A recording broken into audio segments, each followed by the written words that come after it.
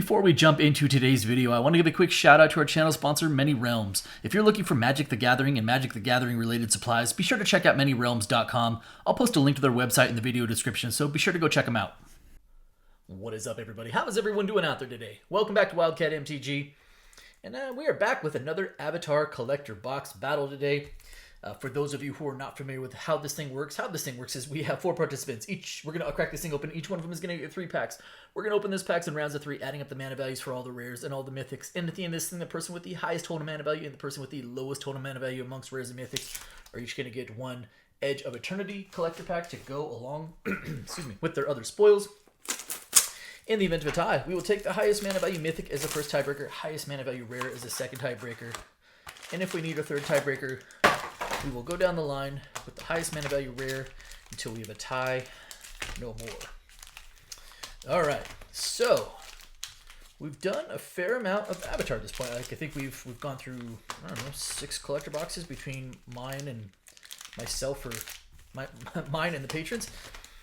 One thing I have noticed, and I think it kind of depending on how you feel about this, is there are a lot of the Eternal Legal cards, meaning like the Jumpstart cards or the Beginner Box cards that take up slots in the premium packs. In a way, I think that's going to insulate the price or the value of the mythics in the regular set. And another thing is, like, it makes them very important and very tough to pull, right? So you have your source material cards. Those are going to be, obviously, you're going to want some cool versions of those or get some good foils there.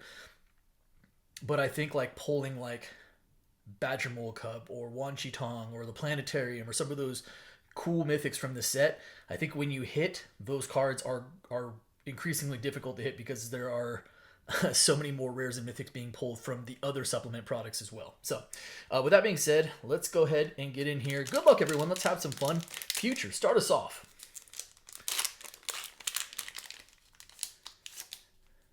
Alrighty.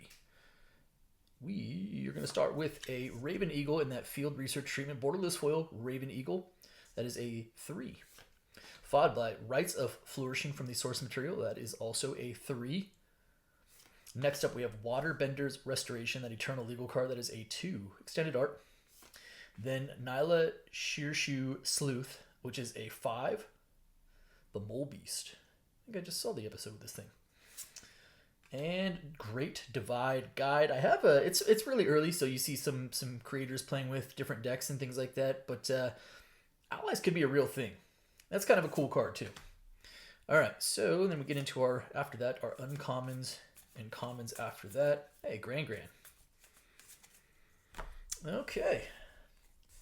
So we have a 2, 3, 4, 9, 12, is that a 15? 3, 6, 11, 12, 13, 14, 15 it is.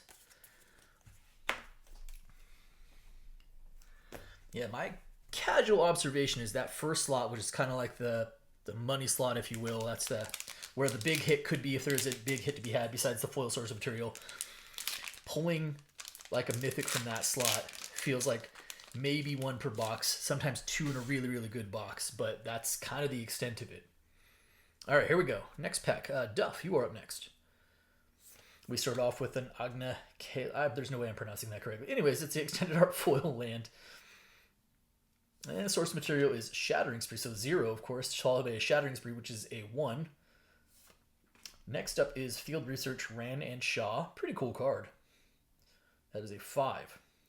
Followed by Tale of Katara and Toph, a 3 extended art foil, the Eternal Legal.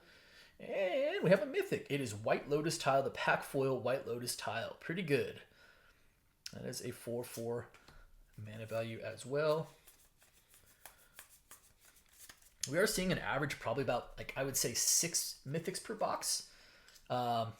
If you're like lucky, like you get like 4 base set, and I'm not counting the source material. About 6 mythics per box. I've seen like splits where it's like 3 of the Eternal Legal, which again, that's not necessarily a bad thing, right? It just kind of depends on how you feel about it. But as far as like splits between that, it's like either 4 and 2 base set to Eternal Legal or like 3 and 3, somewhere in that range. All right, here we go. 4, 5, 6, 7, 12, 13. 13. 6, 7, 8, 9, 13 it is. All right. And as far as the foil source material is concerned, Robert, you're up next.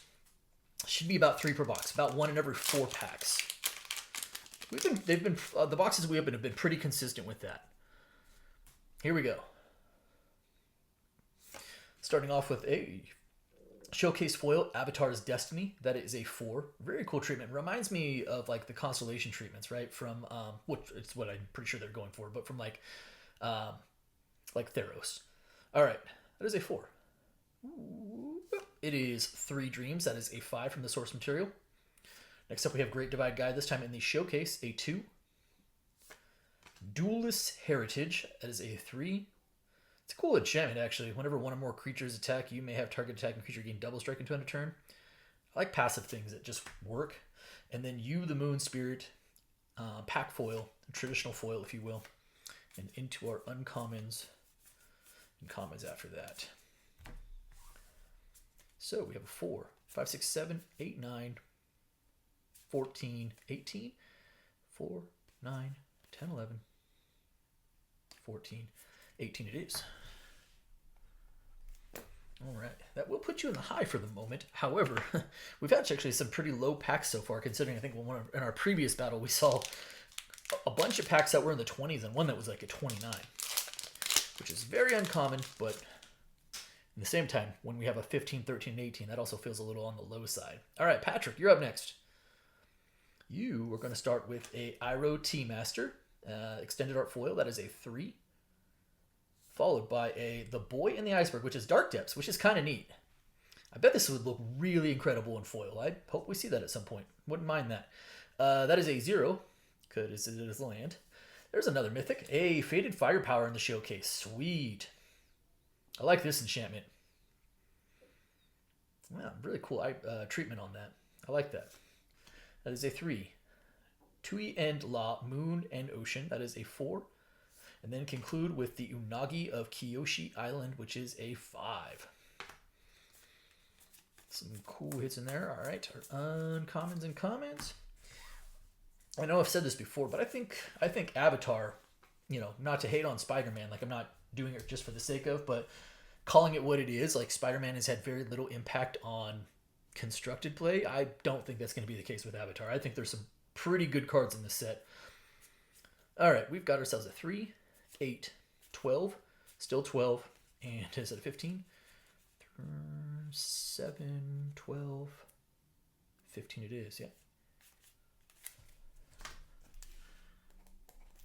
Okay. Neat. I do like that Dark Depths. So there's so many cool versions of Dark Depths now. All right, after the first round, we have Future with 15, Duff in the low with a 13, Robert in the high with an 18, and Patrick with a 15. It is very, very tight so far. Into round 2 we go. Back to you, Future.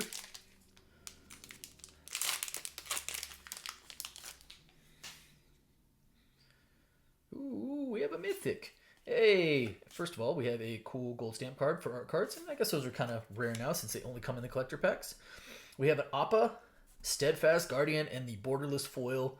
Really cool mythic. I've seen this card floating around a little bit as far as cards people are excited about, and that is a Borderless mythic and that cool field research treatment as a 4. Followed by Visions of Beyond. That is a 1. Next up, we have Appa the Vigilant. What do you do? Borderless version. 7 for 6/6 vigilance. Ally controls create. Just control get +1/+, gain flying and vigilance till end of turn. Okay, not bad. And it counts itself, so it's kind of like a pretty good finisher, right? Because it gives all your guys, it pumps the squad and then gives them all flying and vigilance. It's not bad. That is a 7. Tale of Momo. And conclude with an Avatar Destiny, this time in the traditional foil.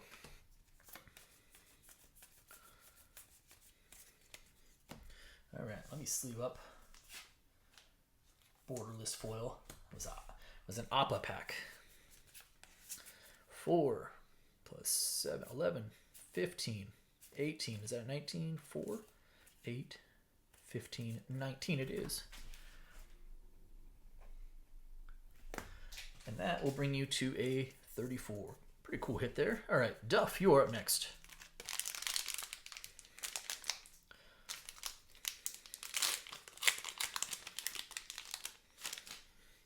Here we go. Starting off with an Airbender Ascension Extended Art Foil. That is a 2. Volcanic Torrent. That is a 5. I've now seen this like 3 boxes in a row. This time it's a non-foil. And Smellerbee Rebel Fighter. I don't have any relationship with Smellerbee at this point in my show watching. That is a 4. And Low and Lee Royal Advisors Extended Art Foil. That is a 4 also. And then concluding with a Beifong's Bounty Hunters, which is also a 4 in that traditional foil. Bastion of Remembrance. Cool reprint. That's from Eternal Legal, not from the base set, so it is not standard legal. 4, 8, 12, 17, 19 also. 5, 6, 7, 11, 15, 19 it is.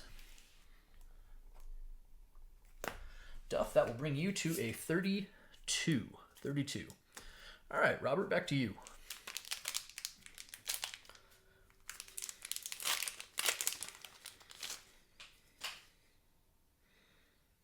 Ooh. That's some pretty foiling. That is Katara the Fearless, borderless foil. Really beautiful foiling on that. It immediately caught my attention with the bottom border. That's really nice. All right, that is a 3. Oh, foil source material. What do we got going on here? It is Prosperity. Very neat. Originally, what is you, Prosperity? Are you from Mirage? Mirage or Visions, right? I feel like it's one of those two. But there we go. Foil source material, Prosperity. That is a 1. Into Uncle's Musings. Sure, Tui and Login, Moon and Ocean, this time in the extended art foil. And then concluding with an obsessive Pursuit.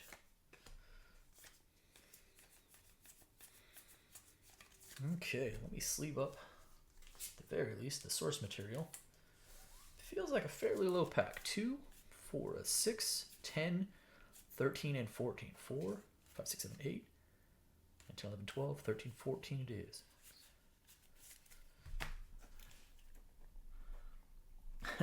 That also gives you a 32. We have a tight battle going. All right, Patrick, you at a 15. Everyone else is at 34, 32.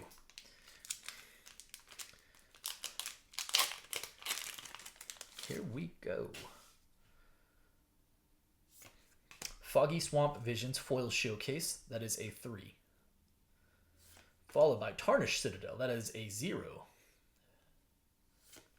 Avatar Destiny. This time, that's our third one in the box. This time in the non-foil version of it. That is a 4. Lost in Memories. A 2. And a Toph the First Metal Bender, which is a pretty cool card in the traditional foil.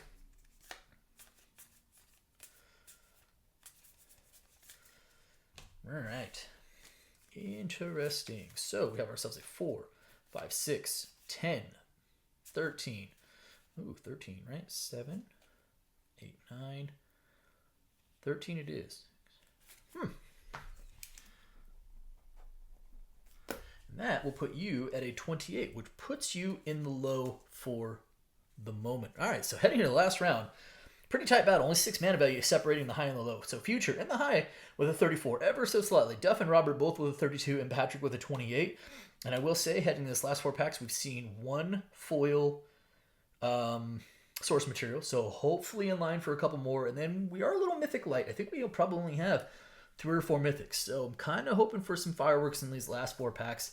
Good luck, everybody.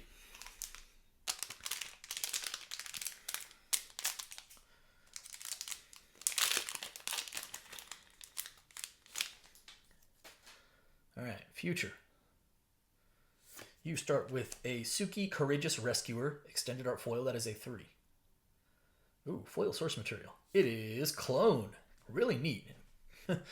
Cool foiling on it. Clone to original, right? Like, Clone goes back to Alpha, right? Interesting. Cool card. And actually, I really like how the foiling is kind of in the background and the makes the characters stick out. Well done on the foiling. That's a 4. Redirect Lightning, good card. Definitely going to see Commander play. Has a chance to see Constructed play as well. Crystalline Armor. Actually, the first time I've seen this. What do you? Enchanted creature gets +1/+1 for each land you control and has trample. Interesting. All right, 4 is a little expensive, but Aang at the Crossroads as the pack foil. That is a 5. And of course flips into Aang Destined Savior. Actually, unsure that I've seen that card as a traditional foil to this point. I've seen like a lot of the borderless versions. All right, so what do we got going on here? We have a start with a 4, 9, 13, 14. Is that a 17? 3, 4, 8, 13, 17 it is.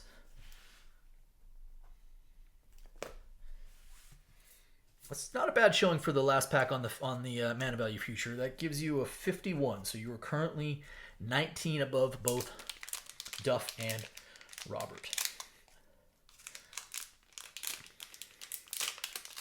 All right, Duff. So that is 2 source materials. Should have 1 left in this box. Should, on average. Ran Shaw, this time in the borderless foil in that field research treatment. Very cool. That is a 5. Training Grounds. Hey, that's a good one. That's not bad. That is a 1, though. Day of Black Sun. Interesting board wipe.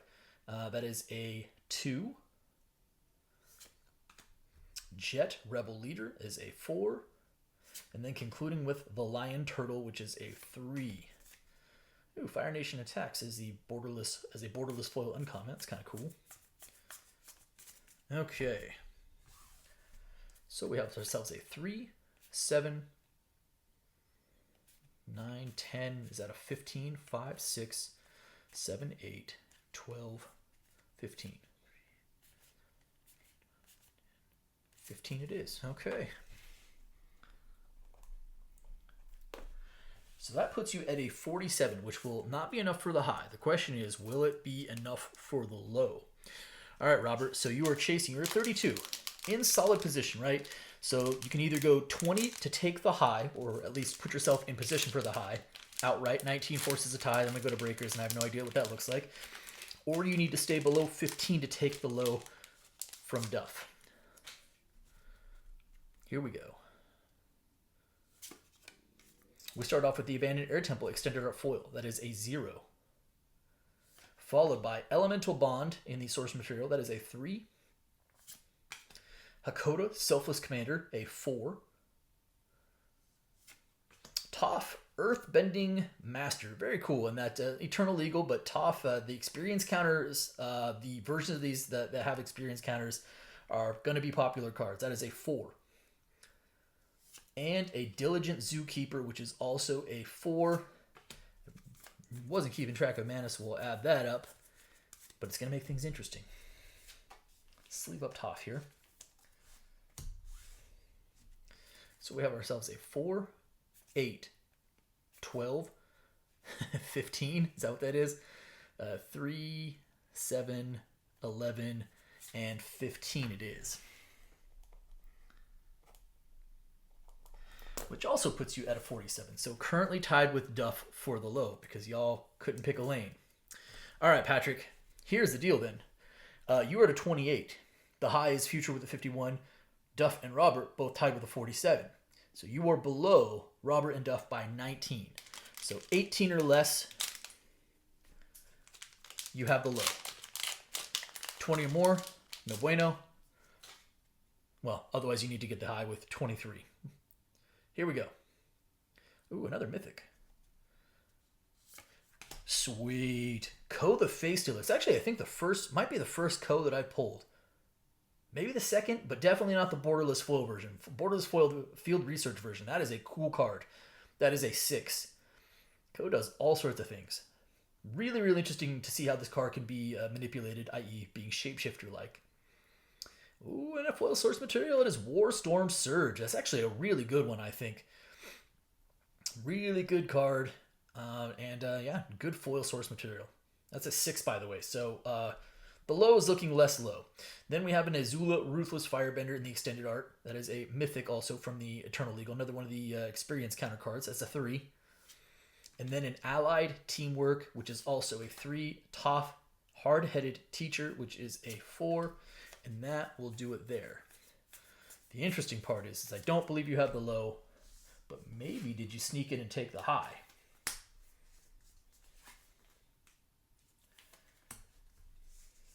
All right.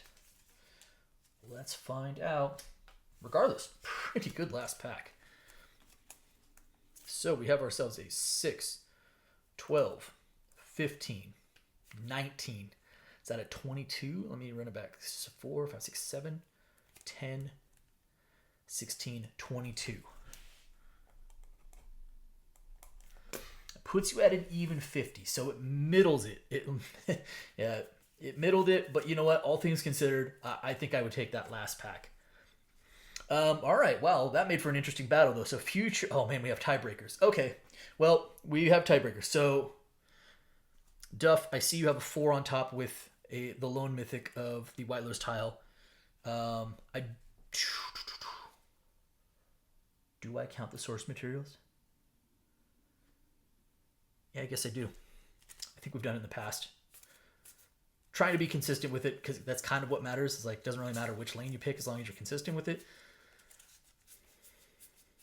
And I think I have in the past 4. It's a 5. So 5. 5 is technically with the volcanic torrent. We have a 4. 3.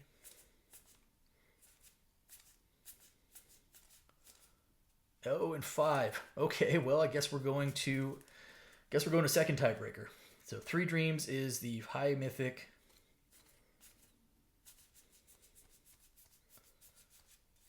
Gonna make me work for it today, huh? All right, so 5 and Volcanic Torrent was also a 5. Sure. So now we go to the highest mana value rare. So there's a 5.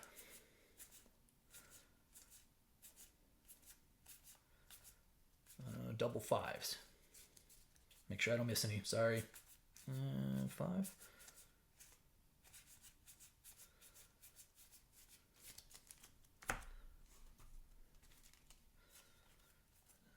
Okay, so 4, 4, 4, 4, 3, 4, 4, 3. Oh my gosh, 5 got it done for Duff. So they both had a 5 for the highest mana value mythic. And then the Ranon-Shaw, technically double Ranon-Shaw, gets it done. So Duff, you do take the tiebreaker with the low. There's the low. Future, the high. Oh boy. So final standings. Future in the high with the 51. Duff wins on tiebreakers with the 47 for the low. And then Patrick with a 50. Sick battle. It definitely made me work for it. All right, Duff, you have the low. You have the honors. Good box overall. It was really cool to see, actually, to see the double borderless foil mythics with Ko and Appa. Okay. Oh, come on. Little EOE.